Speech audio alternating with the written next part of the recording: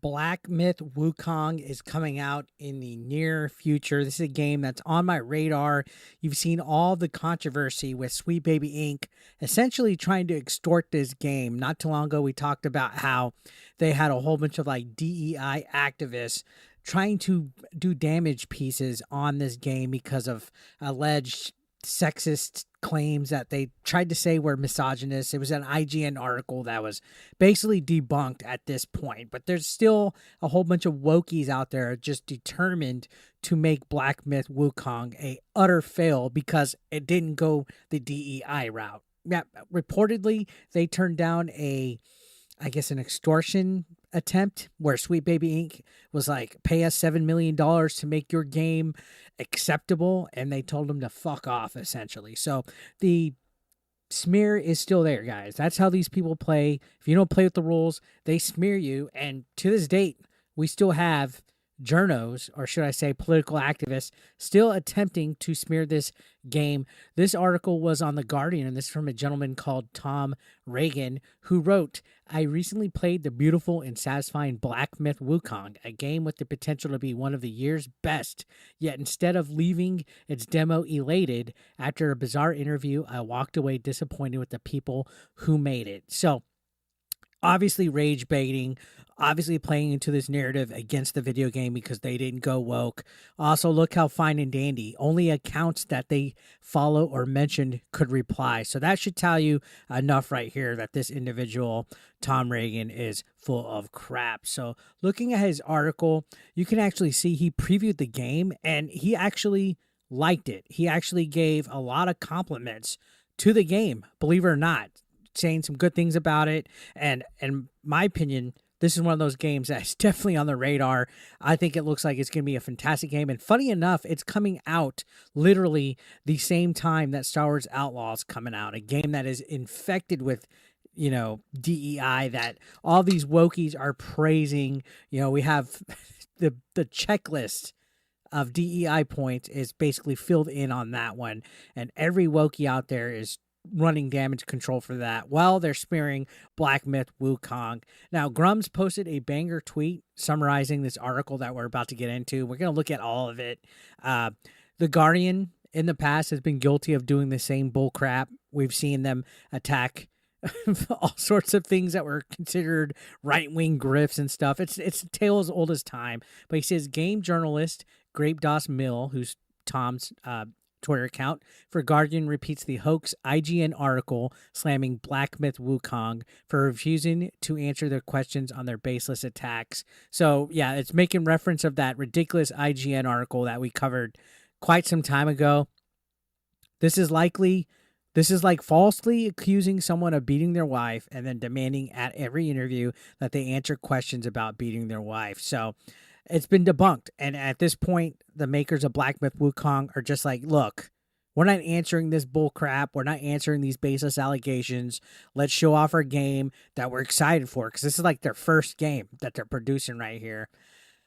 Apparently, gamers in Chinese prove the game science statements were mistranslated and misinterpreted, and still IGN, The Guardian, and others persist. All these articles repeat the same proven unreliable IGN hit piece article.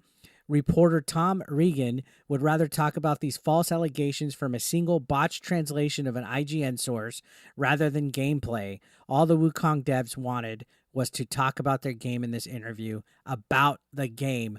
Wukong is set to release next month, next to Ubisoft Star Wars Outlaws. Any bets which game gamers would like better? And I'm gonna go out on a limb and say I think Black Myth Wukong is probably gonna sell better than Star Wars Outlaws, which is fucking wild considering it's Star Wars. I mean, I'm literally wearing a Star Wars shirt right here. Expressions of a Wookiee. Black Myth Wukong looks like everything that a high action, combat ready video game should be. And it looks pretty cool. It looks like there's a lot of potential with it. What's funny about all of this whole situation is they're making reference to this IGN article. Guess what? The author of that article never retracted any of the statements, never clarified, never redacted anything, even though it was proven that there was a mistranslation here. I covered this on a video quite a bit ago, but that shows you how these people work, how they have to push a narrative, and they won't admit when they're wrong, even if it makes them look like they're a bunch of liars, because to them, if you're against them, you're just a grifter. You're part of this, you know, right wing, right leaning, MAGA, straight white boy loving part of the gaming community that they absolutely hate. That's the issue. And if you don't comply, they'll find every reason to attack you, which is what they've been doing with Black Myth Wukong. They won't come out and say it, but there's every sign there.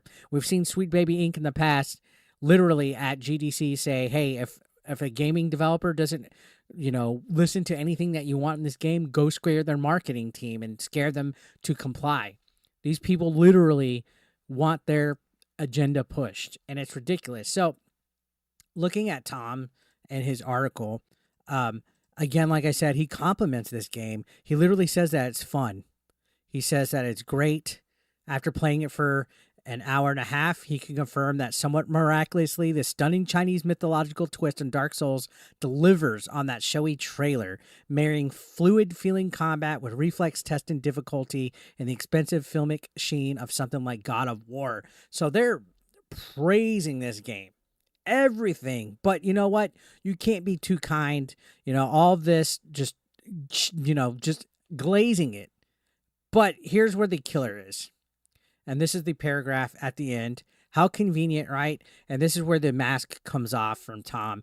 He says, I am unfortunately met with very little honest communication when I bring up a report from IGN. And again, just to show you guys again the report from IGN, it was this whole thing about a history of sexism at the workplace and how it's like a toxic environment, and just overall a big hit piece written by Rebecca Valentine, who, funny enough, has everybody that's ever criticized her blocked. She's about Mercante level just about. But continuing on, they said that the related alleged sexist comments from multiple developers at Game Science, as well as those in leadership roles. I present Ted with the opportunity to address the claims of misogynistic posts and whether he feels that they represent Game Science's values.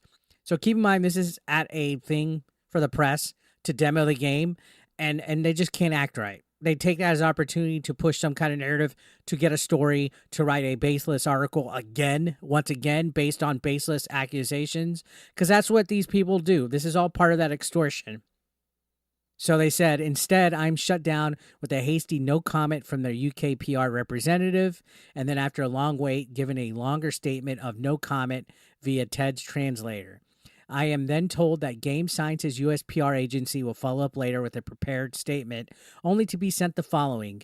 Game Science is focused on the demo at this time and will only answer questions related to gameplay. So good on them. Don't let these wokies walk all over you. Push them to the side. Tell them to screw you. Don't listen to their nonsense, guys. Because if you give them a little bit, even if you acknowledge their presence, they're going to just attack. They'll smell blood. They're worse than sharks. Continuing on, he says the same thing happened to an IGN reporter at a demo in LA last month. It's disappointing that Game Science is opting to invite journalists to speak to them and play the game, but refusing to answer their questions. Perhaps there's no reassurance to offer. A generous reading of the situation would be that this inexperienced studio is petrified of saying the wrong thing, yet in failing to say anything at all, Game Science is also failing to distance itself and its game from the multiple crude, disparaging, and misogynistic comments attributed to its employees and leadership. Gag me with a fucking spoon. Literally none of that has to do, even if it was true, with the gameplay mechanics, with actually going and respecting nobody has to answer a question. They could always say no comment. And it's because it's against the echo chamber of wokies that they're making it into a story.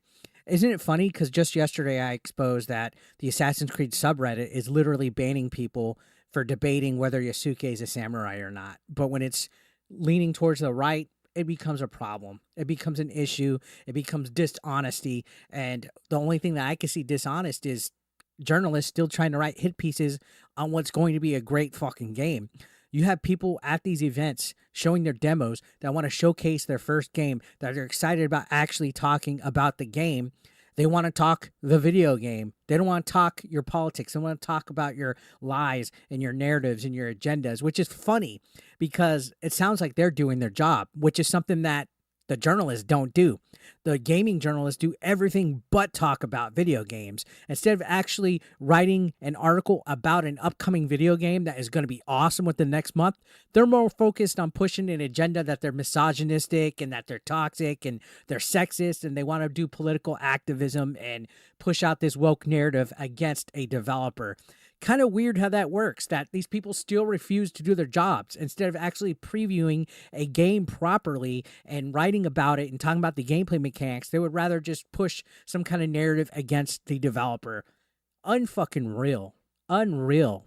So what do you guys think about this nonsense that these journalists are doing against this game? Let me know your thoughts down below. Subscribe if you haven't. We're closing in on 90,000 subscribers. I would appreciate it if you guys helped join the Nuggy Nation. I'll see you on the next one.